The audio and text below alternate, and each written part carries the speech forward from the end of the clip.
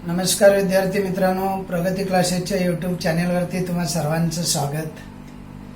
प्रगती classes, Guruprasad classes, सर्व विद्यार्थी, पालक, शिक्षक सर्वांना माझा नमस्कार। आज आपण मराठीचं लेक्चर घेणार आहोत। त्याआधी तुमचा अभ्यास नीट चालला असेल अशी अपेक्षा आहे। मला असं अपेक्षित आहे की तुम्ही 9वीचे विद्यार्थी आहात। 9वीत आल्यानंतर तुम्हाला या साऱ्या गोष्टी सांगायच्या आधी कळाल्या पाहिजेत। करोना महामारी संकट जे आहे त्यामुळं आपले आईवडील अस्वस्थ झालेले आहेत। त्यांचं दुःख आपण जाणून घेतलं पाहिजे।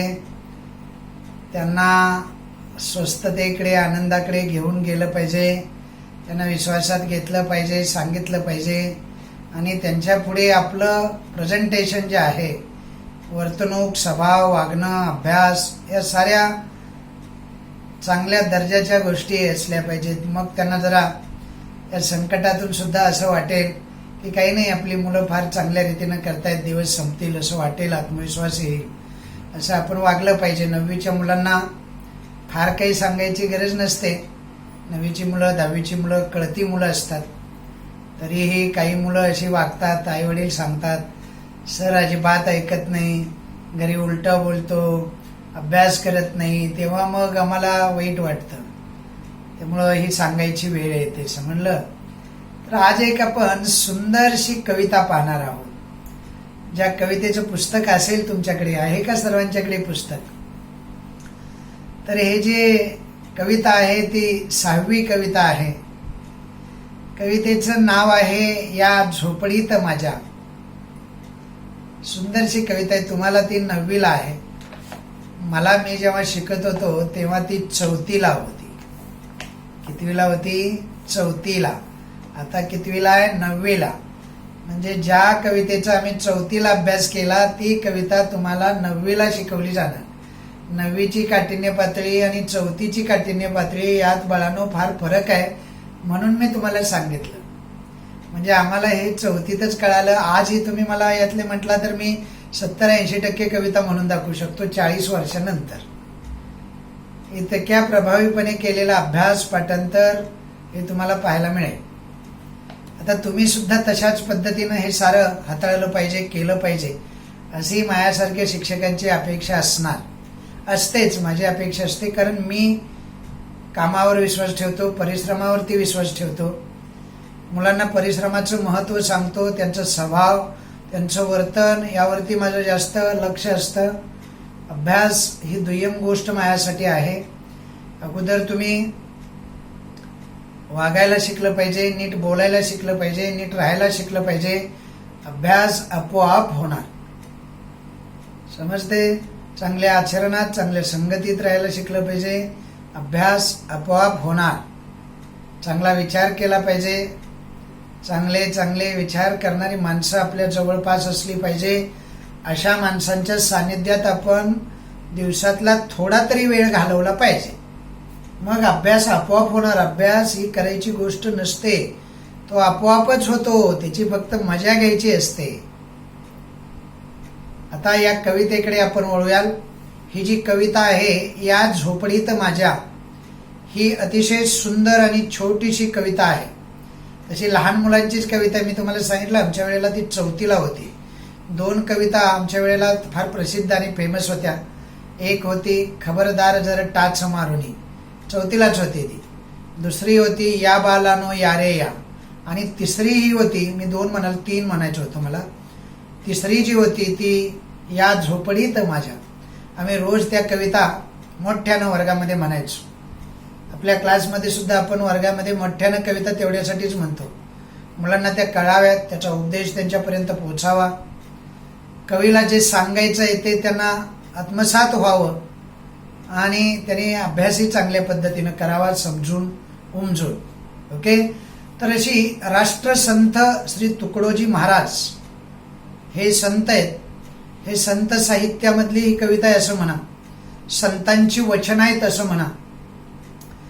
संतांनी जे साहित्य निर्माण केलेलं आहे त्या साहित्य निर्मिती पाठीमागची जी भूमिका आहे ती आपल्यापर्यंत पोहोचणं फार गरजेचं आहे। आणि म्हणून आपण त्याकडे त्याच इंटेन्शन, म्हणजे ज्या इंटेन्शननी संतांनी ही काव्य निर्माण केली आपल्यासाठी, आपण म्हणजे फक्त आपला वर्ग नव्हे, या समाजासाठी, समाजाचं प्रबोधन करण्यासाठी आणि समाजामध्ये अवेअरनेस आणण्यासाठी हे सारं संतांनी निर्माण केलेलं आहे. आणि महाराष्ट्र ही जी भूमी आहे ती अनेक साधू संतांच्या, थोर साधू संतांच्या पदस्पर्शानं पावन झालेली ही भूमी आहे. संत तुकाराम इथंच जन्माला येतात, संत ज्ञानेश्वर इथं जन्माला येतात, संत नामदेव इथंच जन्माला येतात, जनाई मुक्ताई बहिणाई इथंच जन्माला येते, तुकडोजी इथंच जन्माला येतात, सावतामाळी इथंच जन्माला येतात. समजते ना सर्वांना? अनेक संतांची पार्श्वभूमी, रामदास इथंच जन्माला येतात. अनेक संतांची ही अशी पार्श्वभूमी असणाऱ्या प्रदेशामध्ये आपण जेव्हा जन्मतो आणि आपण जेव्हा वास्तव्य करतो तेव्हा आपलीही काहीतरी जबाबदारी आहे.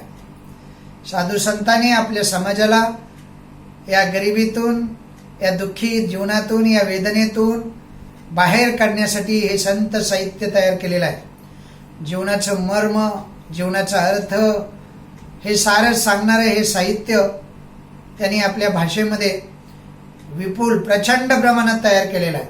आणि अशा संतांची ही परंपरा आपल्या महाराष्ट्रामध्ये फार मोठी आहे. या परंपरेचा वारसा आपण सांगतो. ही परंपरा आपल्याकडून पुढच्या पिढीकडून सुद्धा जपली गेली पाहिजे. म्हणून शिकवताना मी तेवढा जीव तोडतो जेव्हा अभंग असतात किंवा एखाद्या संतांचं असं काही साहित्य असतं. राष्ट्रसंत या शब्दाचा अर्थ कळतो तुम्हाला? सर्व राष्ट्राचे संत. आता सर्व राष्ट्राचे संत म्हणजे कळतं फक्त महाराष्ट्राचे नव्हे, सर्व राष्ट्राचे संत म्हणजे भारतभरामध्ये भारतीय भूमीला, भारतीय जनतेला आणि ती जी जनता आहे त्यांच्या आयुष्याला अनुसरून अभिप्रेत असणारं असं काव्य लिहिणारे आणि संपूर्ण देशाला उपदेश करणारे असे संत आहेत. आणि म्हणून तुकडोजी महाराजांना, श्री तुकडोजी महाराजांना राष्ट्रसंत असं म्हटलं जातं. ही त्यांची उपाधी आहे. ती उपाधी फार मोठी आहे आणि ती काही कुणी एखाद्या राजकीय संस्थेनं किंवा राजकीय पुढाऱ्यांनी दिलेली नाही आहे. ती जनतेनं दिलेली ही उपाधी आहे. राष्ट्रसंत म्हणून ओळखलं जातं.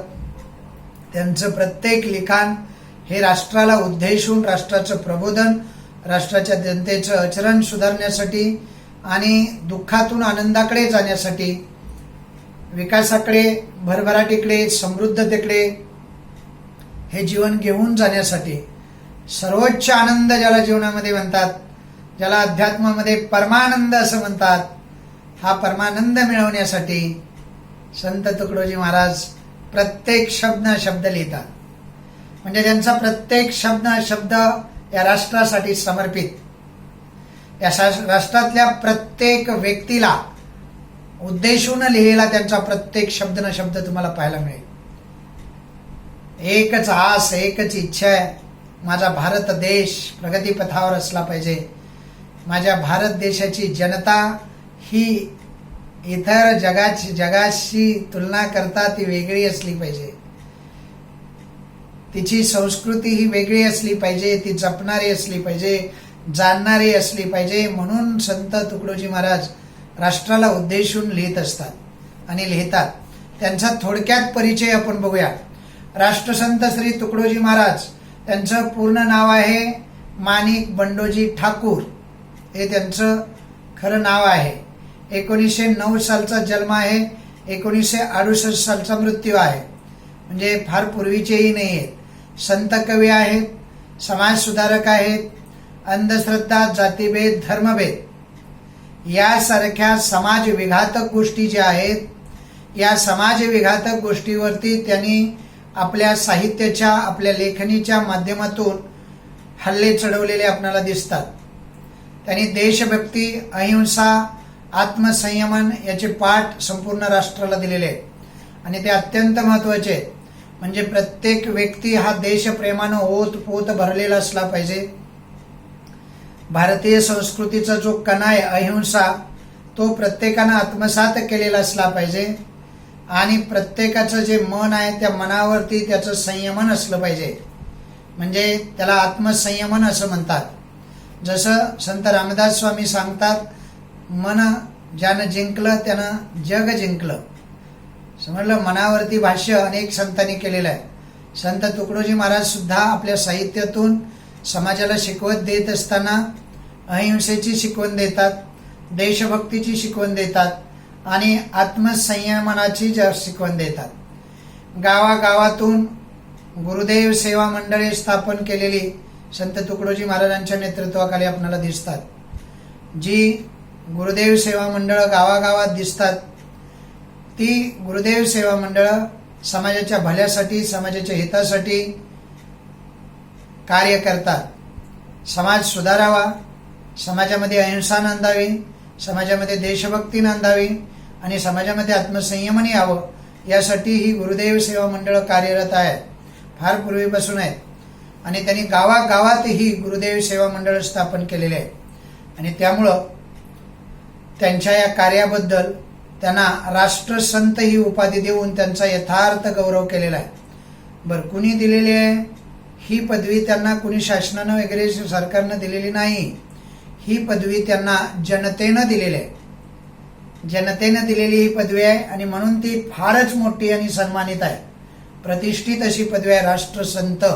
जनताच त्यांना राष्ट्रसंत म्हणून ओळखू लागली, कारण जनतेच्या हितासाठी गावागावामध्ये अशी मंडळं स्थापन करून देशभक्ती, अहिंसा, आत्मसंयमन या गोष्टी त्यांनी समाजामध्ये रुजवण्यासाठी ही मंडळं स्थापन केली. अनुभव सागर, भजनावली, सेवा स्वधर्म, राष्ट्रीय भजनावली ही सारी त्यांनी त्यांची प्रकाशित झालेली साहित्य पुस्तकं आहेत. शिक्षण, भेदाभेद व अस्पृश्यता निर्मूलन, अंधश्रद्धा निर्मूलन, स्वच्छता अभियान, सर्व धर्म समभाव याविषयी त्यांनी आपल्या साहित्यामध्ये लोकांना कळकळीचं आव्हान केलेलं आहे. समाजामध्ये जो भेदाभेद आहे तो माणसाला लागलेला कलंक आहे. अस्पृश्यता जे आहे तो कलंक आहे. अंधश्रद्धा समाजाला घेऊन बुडते किंवा समाजाची प्रगती होऊ देत नाही. स्वच्छता हे प्रत्येक गावाचं मोठं असलं पाहिजे, ध्येय असलं पाहिजे. प्रत्येकानं त्यामध्ये आपला सहभाग नोंदवला पाहिजे. सर्व धर्माचे लोक इथं गुणगोविंदानं राहिले पाहिजे. यासाठी कळकळीनं लिहिणारे आणि कळकळीनं काम करणारे हे साहित्यिक आहेत. त्यांनी कळकळीचं आव्हान लोकांना केलेले आहे. अज्ञानी जनतेला, अडाणी जनतेला वात्सल्ययुक्त भूमिकेतून अतिशय प्रेम भावनेनं म्हणा त्यांनी लोकशिक्षण देणारा त्यांचा ग्रामगीता हा ग्रंथ खेडोपाडे आदरानं वाचला जातो. ग्रामगीता नावाचा त्यांचा जो ग्रंथ आहे तो ग्रंथ काय शिकवतो माहिती आहे? अतिशय वात्सल्ययुक्त भूमिकेतून लोकांना शिक्षण देणारा हा ग्रंथ आहे, ज्याला आपण ग्रामगीता असं म्हणतो. म्हणजे खेड्यापाड्यामध्ये जी छोटी छोटी गावं आहेत त्या गावामध्ये अज्ञानी, अडाणी, अशिक्षित लोक आहेत आणि त्या लोकांची सुधारणा हीच देशाची खरी सुधारणा आहे. खेडी सुधारतील तर देश सुधारेल. खेड्यांची प्रगती जितकी वेगानं होईल तितकी देशाची वेगानं होईल, अशा आशय त्या ग्रामगीतेतून आपल्याला पाहायला मिळतो. अतिशय वात्सल्ययुक्त आईच्या भावनेनं, आईच्या ममतेनं लिहिलेली ही ग्रामगीता घराघरामध्ये एक म्हणजे शिक्षणाचा भाग किंवा एक संस्कृतीचा भाग अतिशय आदरयुक्त पद्धतीनं ती ग्रामगीता वाचली जाते. आता या कवितेपुरतं जर आपल्याला बोला, हा झाला संत तुकडोजी महाराजांचा परिचय. आता जर आपल्याला या कवितेपुरतं बोलायचं झालं म्हणजे लहानशी जी झोपडी असते ना आणि एक बंगलो असतो, बघितलाय तुम्ही बंगलो? सर्वात मोठा किंवा सर्वात श्रीमंत लोकांचे बंगलो, घरं बघितली असतील. आणि गरिबांची एक झोपडी आहे. खेड्यापाड्यामध्ये असे अनेक शेतकरी, अनेक गरीब लोक राहत असतात. त्यांना पक्की घरंही नसतात. कुडांची घरं, छपरांची घरं, पाचोट्याची घरं हे तुम्ही पाहिलं असेल. या वयामध्ये आता 9वीचं वय म्हणजे तुम्ही काही फार लहान नाहीये, ते सारं पाहता तुम्ही. अशा लहानशा झोपडीमध्ये सुद्धा सुख, शांती आणि आनंद नांदत असतो. म्हणजे आनंद ही जी संज्ञा आहे किंवा आनंद ही जी गोष्ट आहे ती मानण्यावरती आहे. या गोष्टी, या कवितेमध्ये तुम्हाला तेच सांगायचं आहे. ही झोपडी जी आहे ती माझी आहे. माझा हा शब्द जो आहे या कवितेतला तो या समाजातल्या प्रत्येक गरीब माणसाचं प्रतिनिधित्व करतो. माझा म्हणजे शिकवणाराचा माझा नव्हे, माझा म्हणजे संत तुकडोजी महाराजांचा नव्हे, या झोपडीत माझ्या म्हणजे गरिबांच्या. समजलं ना? ज्यांना वेदना आहेत, दुःख आहेत, गरीब आहेत, दारिद्र्य आहेत, अदाडाने आहेत, अज्ञानी आहेत, अशिक्षित आहेत, त्या सर्वांचं प्रतिनिधित्व, अस्पृश्य आहेत, समजलं, भेदाभेद करणारे आहेत, अंधश्रद्धा मानणारे, या सर्वांचं प्रतिनिधित्व करतो तो माझा शब्द. खेड्यापाड्यातले हे लोक आहेत आणि त्यांची एक झोपडी आहे, आणि शहरातले लोक आहेत त्यांचा एक बंगलो आहे. कदाचित तुम्हाला असं वाटेल की त्या बंगल्यामध्ये सुख आहे, शांती आहे, ऐश आहे, आराम आहे, गाडी आहे, आनंद नांदत असे. पण महालातली सुख झोपडीत सुद्धा प्राप्त होतात. म्हणजे एक वेळ तुम्हाला महालात प्राप्त होणार नाहीत, पण ती झोपडीत प्राप्त होणार. अशा पद्धतीनं, अशा प्रकारे झोपडीतल्या वैभवाचं खरं वैभव हे झोपडीत आहे. खरं वैभव हे ग्रामीण भागात आहे. आणि खरं वैभव हे एकमेकाच्या सहकार्यातून जीवन जगण्यात आहे. हे फक्त गरीबच करतात. श्रीमंताचे दरवाजे नेहमी बंद असतात सर्वांसाठीच, फक्त त्यांच्यासाठीच तो उघडला जातो. समाजातले प्रत्येक घटक जेव्हा त्यांच्याकडून अपेक्षा करतो तेव्हा अपेक्षा भंग होतो. म्हणजे समाजातल्या कोणत्याही व्यक्तीसाठी त्यांचा दरवाजा कधीही उघडा नसतो. पण गरिबांचे दरवाजे जे असतात ना, ते असे सताड उघडे असतात. नेहमीच कधीही या, तुम्हाला हवं ते सहकार्य मिळेल, हवी ती मदत मिळेल. आणि अगदीच नाही काही करता आलं तर प्रेमाचे 2 शब्द तरी नक्कीच, चतकोर भाकर तरी नक्कीच, प्यायला पाणी तरी नक्कीच. बंगल्यात ही सुख नसतात. खरं जीवन हे आहे. आणि ते नैसर्गिक जीवन सोडून आपण बंगल्यांच्या पाठीमागे लागतो. अशा प्रकारच्या झोपडीतल्या वैभवाचं वर्णन अतिशय साध्या शब्दामध्ये या कवितेमध्ये आलेलं आहे. आशय समजून घेणं फार महत्वाचं आहे. इकडे दिलेलं आहे बघा, सुख आणि आर्थिक सुबत्ता यांचा काही संबंध नसतो. म्हणजे तुमच्याकडे पैसा आहे म्हणजे तुम्हाला, किंवा आर्थिक सुबत्ता आहे म्हणजे तुम्हाला फार सुख, समाधान मिळेल, आनंद मिळेल, असं अजिबात नसतं. बरीचशी म्हणण्यापेक्षा 90-95% श्रीमंत माणसं ही दुःखाच्या गर्तेत लोटलेली असतात. तुम्ही आता पाहिलं असेल, सुशांत सिंगनं आत्महत्या केली. काही कमी नव्हतं, गाडी होती, बंगलो होता, पैसा होता, बरेचसे पिक्चर आलेले होते, हिरो म्हणून काम करत होता, किती जीवन सुखी समृद्ध वाटतं. पण एक दिवस त्याला सुद्धा आत्महत्या करावंसं वाटलं. म्हणजे त्यांच्या मनामध्ये आपणाला जसं वाटतं त्यांच्याबद्दल आपलं जे मत आहे ते चुकीचं आहे असं म्हणायला सुद्धा काही हरकत नाही. आनंद, सुख, समाधान या गोष्टी त्या पैशाने विकत घेता येत नाहीत. खरं जीवन जे आहे ते नैसर्गिक जीवन आहे. आणि ते खरं जीवन झोपडीत आहे. ते खरं जीवन ग्रामीण भागात आहे. ही झोपडी जी आहे ना, तो ग्रामीण भाग आहे. ही झोपडी म्हणजे एवढ्याच्या झोपडीपुरतं संत तुकडोजी महाराज म्हणत नाहीत, एक झोपडी तयार केली त्या झोपडीत या माझ्या आणि बसा चणफुटा नका, असं नाही बाळानं. झोपडी एक संज्ञा आहे आणि माझा शब्द प्रतिनिधित्व करतो.